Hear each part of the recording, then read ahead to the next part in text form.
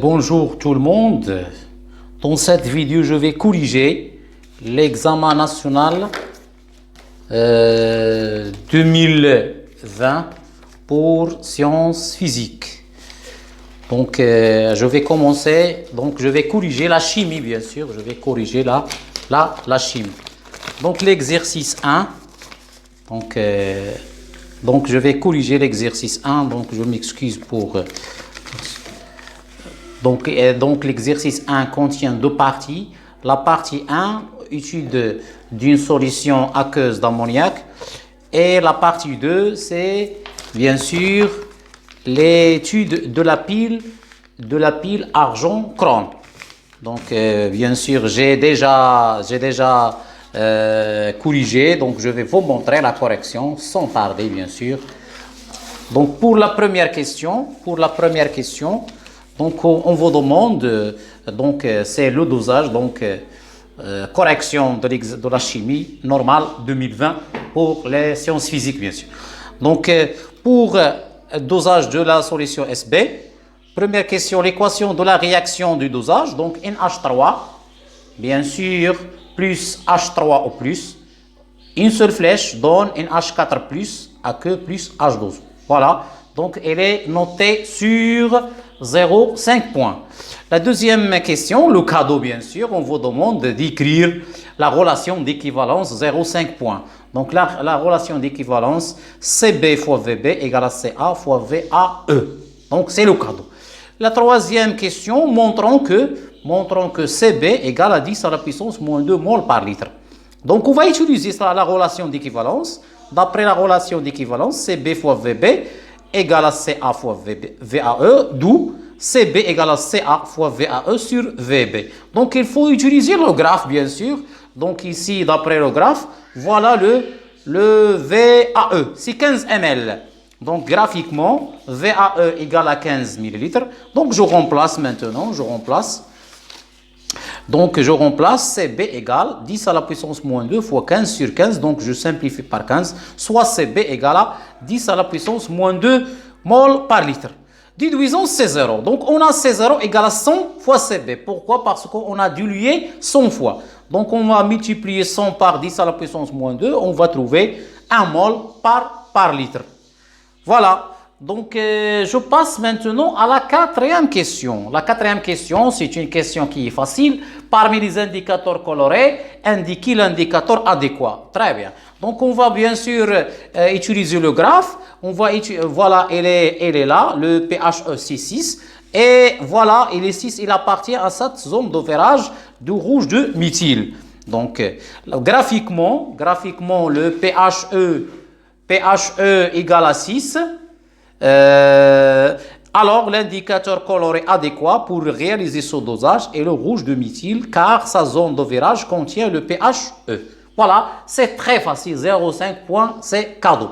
Donc, je passe à la deuxième partie, l'étude de la solution SB.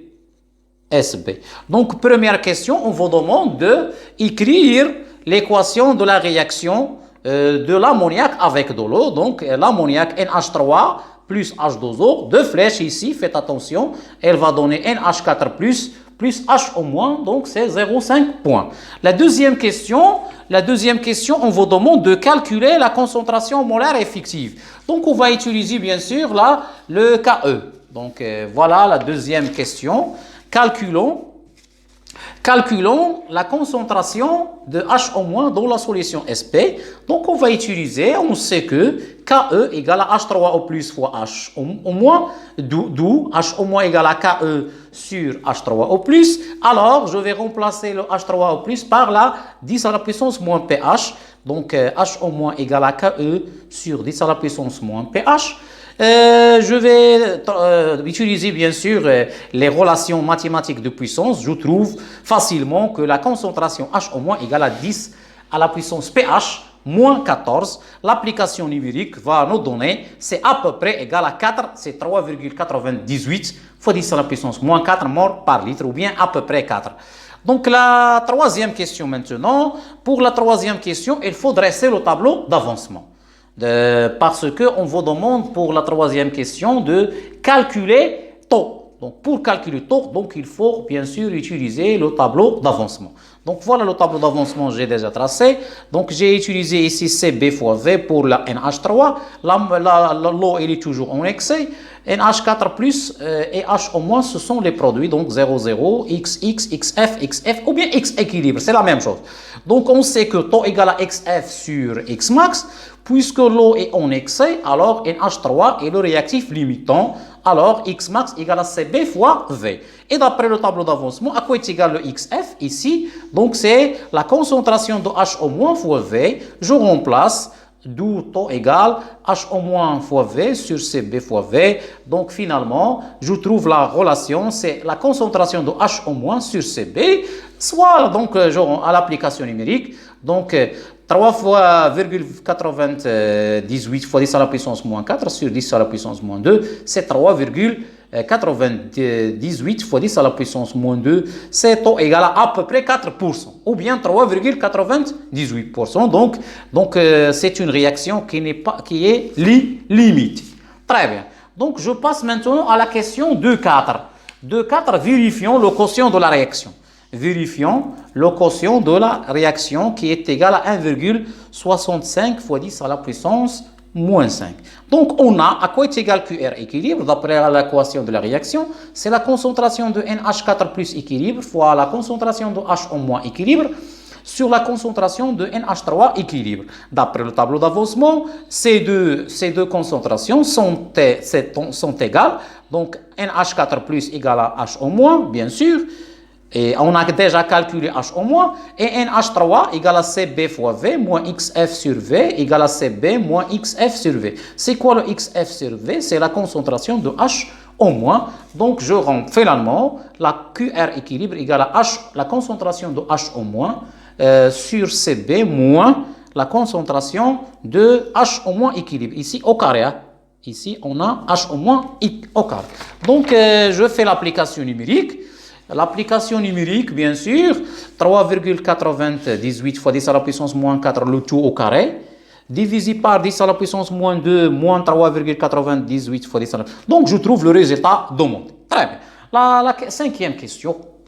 Donc, on vous demande de déduire la valeur de pKa. Donc, pour trouver pKa, il faut calculer tout d'abord Ka. Donc, on sait que d'après la définition de Ka, c'est la concentration de NH3 fois la concentration de H3 au plus sur la concentration de NH4 plus. Je multiplie en haut et en bas par H au moins pour que je puisse utiliser le KE. Donc ici, comme vous voyez ici, donc c'est le KE sur l'inverse de QR équilibre qu'on a déjà calculé. Donc c'est KE sur QR équilibre. Donc je fais l'application numérique. Si 10 à la puissance moins 14, c'est 1,65 fois 10 à la puissance moins 5. Je trouve Ka égale à 6,06 fois 10 à la puissance moins 10. Et on sait que pKa égale à moins log de Ka. Application numérique, pKa égale, donc je trouve pKa égale à 9,22 bien sûr. Donc c'est 9,22 ou bien 9,2. Donc c'est la pKa de l'ammonium, l'ammoniac. Très bien. Donc, c'est terminé la première partie des réactions acido-basiques. Maintenant, on passe aux piles. Donc, les réactions des piles, bien sûr. Donc, c'est très facile. Donc, les réactions des piles. Donc, le montage, elle est là. Donc, on a deux électrodes, Hg et le chrome.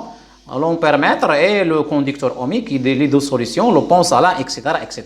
Donc ici, on a l'indication. On observe un dépôt de l'électrode de l'argent et une diminution de la masse de l'électrode de chrome. Donc, puisqu'on a diminution de la masse de l'électrode de chrome, donc le chrome va s'oxyder et les ions de Hg+, vont se réduire, bien sûr. Donc, la première question, préciser la note de la pile justifiée.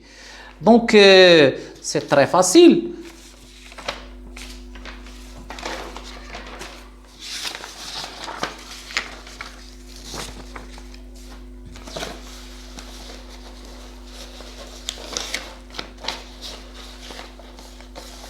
La première question, donc la partie 2, c'est l'étude de la pile argent, donc précisons la note. Donc, puisqu'on a diminution de la masse de l'électrode du chrome, donc le chrome s'oxyde et représente la note de la pile. Ça veut dire le pôle moins. Très bien, 0,5.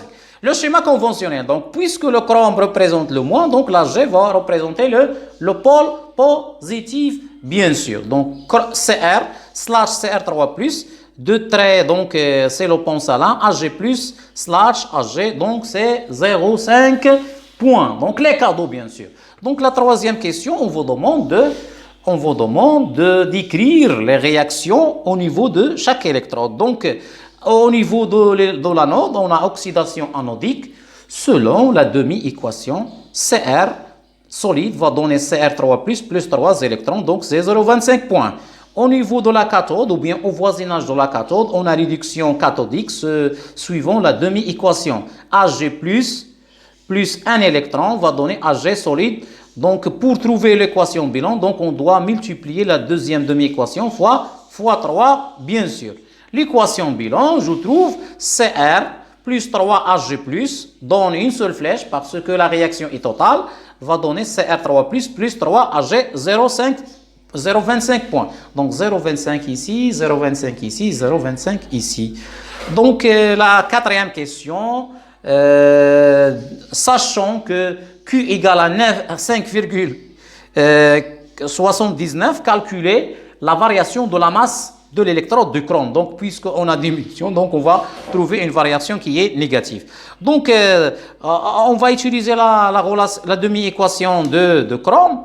Donc, on a N de chrome égale N au moins sur 3. Voilà la première relation. Et N au moins égale 3x, bien sûr. 3x parce qu'on a 3 électrons échangés. Et delta M, c'est delta N fois la masse molaire. Donc, delta N, c'est la quantité de matière finale moins la quantité de matière initiale fois, bien sûr, fois la masse molaire. À quoi est égal la quantité de matière finale? C'est N0 ou bien Ni, c'est la même chose. Ni du chrome moins X, parce qu'on a le coefficient ici 1, moins Ni du chrome. Donc, il me reste ici moins X fois la masse molaire du chrome. Donc, je vais déterminer X à partir de là, à partir de la relation 2, c'est N au moins sur 3. D'où delta M égale à moins N au moins sur 3 fois la masse du chrome. Or, Q égale à N au moins fois F. Donc, N au moins égale à Q sur F. Je remplace, je trouve finalement la relation delta M égale à moins Q fois M du chrome sur 3F, bien sûr. Je remplace avec les applications, les valeurs numériques, je trouve que delta M égale à moins 1,04 fois 10 à la puissance moins 3, bien sûr, grammes, ou bien je convertis en milligrammes, je trouve que delta M égale à moins 1,04 milligrammes. Donc, je pense que c'est terminé. Donc, c'est la fin de la correction de la chimie, session normale 2020 pour les sciences physiques. Merci pour votre attention et à la prochaine vidéo, je vais corriger les autres parties, Inch'Allah.